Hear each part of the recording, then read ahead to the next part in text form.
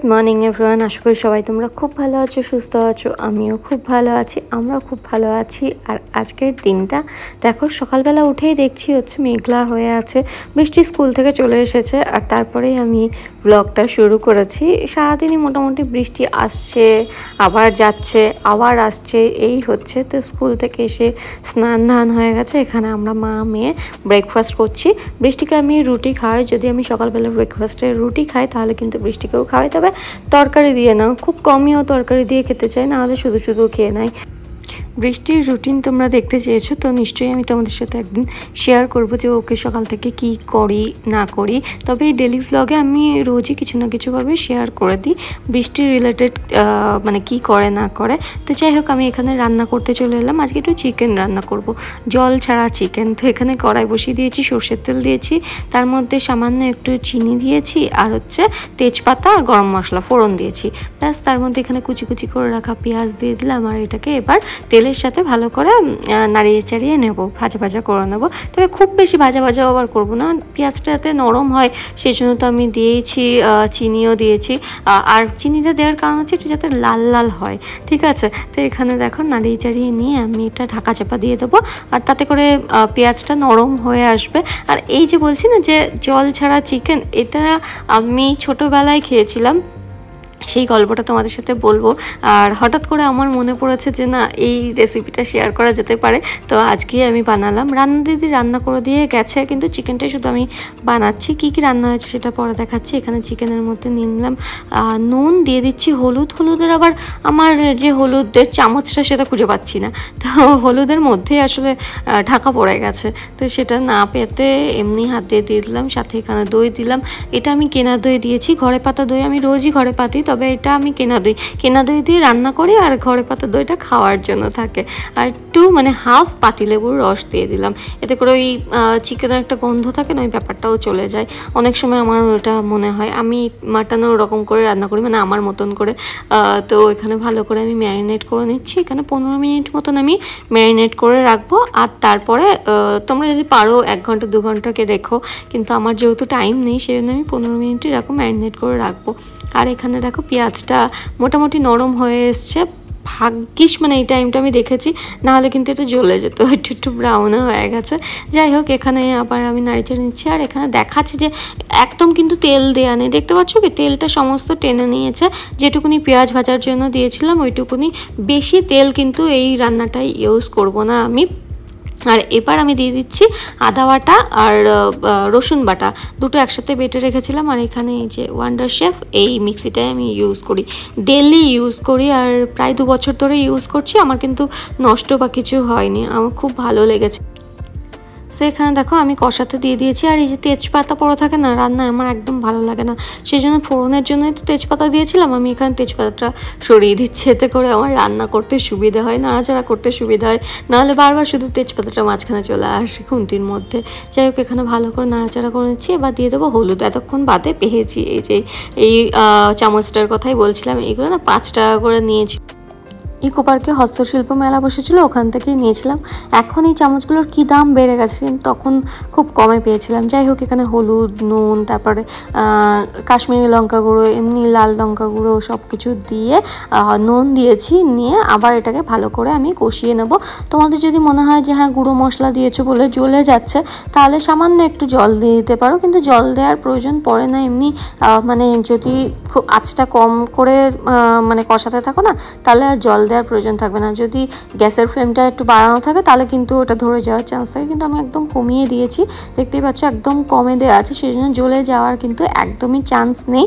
আর এটা ভালো করে কষিয়ে নেওয়ার পরে আদা রসুনের গন্ধটা চলে যাওয়ার পরে, পেঁয়াজের গন্ধ তো আগেই চলে গেছে, আদা রসুনের গন্ধ চলে যাওয়ার পরে আমি এখানে দিয়ে দিলাম আলুটাকে তোমরা চাইলে সেদ্ধ করে নিতে পারো, ভেজে নিতে পারো, আমি এখানে হালকা একটু সেদ্ধ করে নিয়েছিলাম যাতে করে তাড়াতাড়ি হয়, কারণ মুরগির মাংস দেখবে সেদ্ধ হতে বেশিক্ষণ লাগে না, খুব তাড়াতাড়ি সেদ্ধ হয়ে যায়, সেই জন্য আমি এখানে মাংসটা মানে আলুটা একটুখানি সেদ্ধ করে নিয়েছিলাম, ভাজিনি। আর এখানে ম্যারিনেট করা মাংস এবার এটা দিয়ে দেবো, দিয়ে আবার নাড়িয়ে চাড়িয়ে নেব। আর একটা জিনিস, এর মধ্যে যেহেতু আমি দই দিয়েছি, নুন দিয়েছি, আর মুরগির মাংস থেকে এমনি জল বেরোয়, তো সেই জলেই কিন্তু রান্নাটা হয়ে যাবে, আলাদা করে জল দেওয়ার দরকার নেই, দই থেকেও জল বেরোবে, তো এইভাবে ভালো করে আমি কষিয়ে নিচ্ছি। আর এবার বললে রান্নাটা আমি কোথা থেকে শিখেছি। রান্নাটা আমার কৃষ্ণগড়ে আমি যে দিদিমণির কাছে পড়তাম, ইংলিশ দিদিমণি না দিদি বলতাম, তো যাই হোক সেই দিদির বাড়িতে ওই জেঠিমা আমাকে প্রায় মানে রান্না করে খাওয়াতো, কিছু না কিছু রান্না হতো। আমাকে একদম মানে দিদিও আমাকে নিজের বোনের মতন ভালোবাসতো। তো দিদির কলকাতাতেই বিয়ে হয়েছিল, আমরা সবাই এসেছিলাম, তারপরে রিসেপশনে যাদবপুরে ওখানে এসেছিলাম। তো মানে খুব নিজের মতন করে আমাকে ভালোবাসতো, মানে আপন করে নিয়েছিল। আর আমিও খুব সবাইকে খুব ভালোবেসে রাখতে পছন্দ করি, তো আমার সাথে খুব ভালো একটা সম্পর্ক ছিল। অনেক বছর আমি ওখানে পড়েছি, ইংলিশ পড়তাম। তো ওই জেঠিমাই মাঝে মাঝে রান্না টান্না করে খাওয়াতো। আর তখন আমি খেয়েছিলাম এই জল ছাড়া মুরগির মাংস। আর তারপরে এটা মাকে বাড়িতে এসে বলেছিল, মা বলো না কী করে করেছে। তো মাও একদিন রান্না করে খাইয়েছে। তারপর আস্তে আস্তে যখন বড় হলাম, নিজে বুঝতে শিখলাম যে এটা দিলে এটা হয়, ওটা দিলে ওটা হয়, তখন নিজেই রান্নাটা শিখে গেছি। তো যখনই আমি জল ছাড়া রান্না করি তখনই আমার এই জেঠিমা দিদির কথা মনে পড়ে। তো যাই হোক, এখানে দেখো মাংসটা মোটামুটি হয়ে এসেছে। আমি ভালো করে আরেকবার নাড়িয়ে চাড়িয়ে নিচ্ছি। দেন আমি এর মধ্যে দিয়ে দেবো হচ্ছে রসুন কুচি, আর হচ্ছে দিয়ে দিলাম কাঁচা লঙ্কা। এটা টেস্টের জন্য আমি দিয়েছি। কাঁচা লঙ্কা কিন্তু আমি আগে দিইনি, যেহেতু বৃষ্টিও খাবে সেই জন্য আমি হালকাই গুঁড়ো লঙ্কাই দিয়েছি। যদিও ওকে মাংস আলু সব ধুয়েই দিতে হয়, এমনি তান্দুরি দিলে পরে খেয়ে নেবে, ফুচকা ঝাল খেয়ে নেবে, কিন্তু এই মাংসের ঝাল মাছের ঝাল এগুলো খেতে চায় না, সবজির ঝাল খেতে চায় না, এগুলোকে ধুয়ে দিতে হয় বৃষ্টিকে। যাই হোক, এরকম না অনেকে আবার দেখবে গোটা মানে রসুনই দিয়ে দেয় রান্নায়, সেটাও কিন্তু খুব ভালো লাগে খেতে। সেটা হান্ডি মাটন, হান্ডি যে মানে হাঁড়ির মধ্যে যেগুলো হয় না মাটন চিকেন, আমিও রান্না করেছিলাম আগে, তো সেইগুলোর জন্য ওরকম গোটা রসুন খুব ভালো লাগে। কিন্তু আমি এখানে রসুন থেতো করিনি, গোটাই দিয়ে দিয়েছি, কোয়া রসুন দিয়ে দিয়েছি।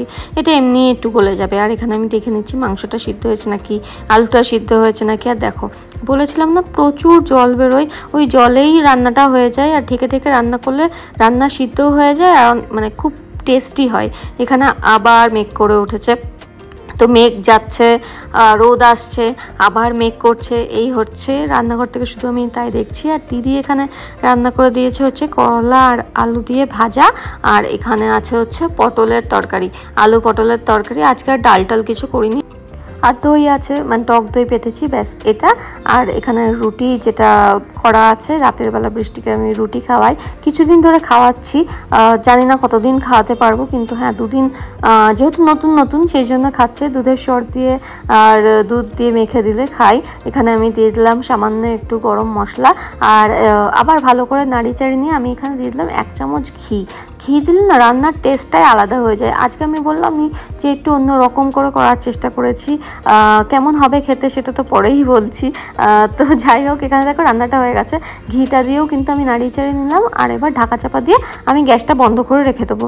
15 মিনিট বাদে আমি গ্যাসটা আবার মানে ঢাকাটা খুলে তারপরে আমি সার্ভ করব, মানে একটা অন্য বোলের মধ্যে নিয়ে নেব।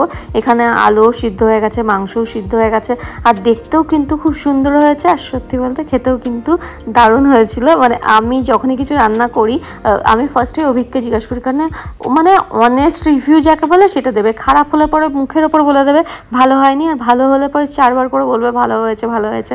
আর সত্যিই চিকেনটা কিন্তু খুব ভালো হয়েছিল। আমি বলতে চাচ্ছিলাম মাটন আমার ফেভারিট। যাই হোক, চিকেনটা কিন্তু ভালোই হয়েছিল খেতে। অবশ্যই তোমরা বাড়িতে বানিও, আর তোমাদের কেমন লেগেছে রেসিপিটা আমাকে কিন্তু জানাতে একদম ভুলবেন না। আর এখানে এই যে বৃষ্টিকে খাওয়াচ্ছি চিকেন দিয়ে আলু দিয়ে, আজকে ভাত খাবে না, চিকেন আর আলুই খেয়েছে। তো যেটা খেতে চাই আমি না, বৃষ্টিকে একদম খাওয়া নিয়ে জোর করি না। আমি দেখেছি খাওয়া নিয়ে জোর করলে সেই খাওয়া গায়ে লাগে না, আর শুধুমাত্র আমার টাইমটাই নষ্ট হবে। আমি ঘন্টার পর ঘন্টা বসিয়ে ওকে খাইয়ে যাবো, ও খেতেও চাইবে না, পেছনে পড়ে থাকবো। তার থেকে যেটুকুনি খাই সেটুকুনি আমি ওকে দিই। যদি না খেতে চাই, যদি বলে যে না আর খাবো না, তাহলে আমি ওকে ছেড়ে দিই। জোর আমি একদমই করি না। এখানে এই জন্য একটু খাচ্ছে। আমি একটুখানি ভাত দিয়েছিলাম, 2 বার খেলো, তারপর বললো যে না ভাত খাবো না, আলু আর চিকেন খাবো। তো সেই জন্য ওকে সেটাই খাইয়েছি। আর এখানে পার্সেলও চলে এসছে, আমাদের লাঞ্চ হয়ে গেছে, অভিকও খেয়ে চলে গেছে, আমিও খেয়ে নিয়েছি। এখানে কি পার্সেল এসছে দেখছিলাম, জানি না কি এসছে। তো তারপর দেখলাম যে লাভলাপেরই এই বেস পাম্প এসছে, যেটা নতুন নতুন মাদের জন্য খুব ভালো। এর ওপরে আমি একটা ভিডিও বানিয়েছিলাম এর আগে, আর মানে একটা নয় অনেক কটা বানিয়েছিলাম। তো সেই প্রোডাক্টটি এসছে। এগুলো না আমার যখন রাখি হয় গিভঅ্যাওয়েতে আমি কাউকে না কাউকে দিয়ে দিই, আর নাহলে আমার পরিচিত কেউ যদি থাকে আমি তাকে দিয়ে দিই। আমি ঘরের মধ্যে রেখে জমাই না। তো যাই হোক, আবার এসছে, এটারও ভিডিও আসবে। শ্রাবণ মাস চলছে আর এখন সবাই দেখি এই গ্রিন কালারের চুড়ি পরে। তো আমার বাড়িতে মানে আমার যে কাজে হেল্প করে দেয় সে আছে, সে হচ্ছে নন বেঙ্গলি, পুনাম দিদি। তো ওদের না শ্রাবণ মাসে গ্রিন কালারের চুড়ি পরে, তো সেই জন্য আমার জন্য নিয়ে এসছে। আগেও বিপত্তারিণী করেছিল, তখন আমাকে বৃষ্টিকে বিপত্তারিণীর এরকম ধাগা বেঁধে দিয়েছে, যেহেতু আমাদের বাড়িতে বিপত্তারিণী হয় না, আমার শ্বশুর বাড়িতে নেই। তো যাই হোক দিয়েছে। আবার হচ্ছে শ্রাবণ মাস চলছিল, তো আমার মাপের এরকম চুড়ি এনে দিয়েছে, তাই ভাবলাম আমি পরি আর তোমাদের দেখাই। বেশ শ্রাবণ মাসে নাকি গ্রিন কালারের চুড়ি পরতে হয়, তো ওরাও পরেছে, আমার জন্য এনে দিয়েছে, আমি এবার পরে নেব।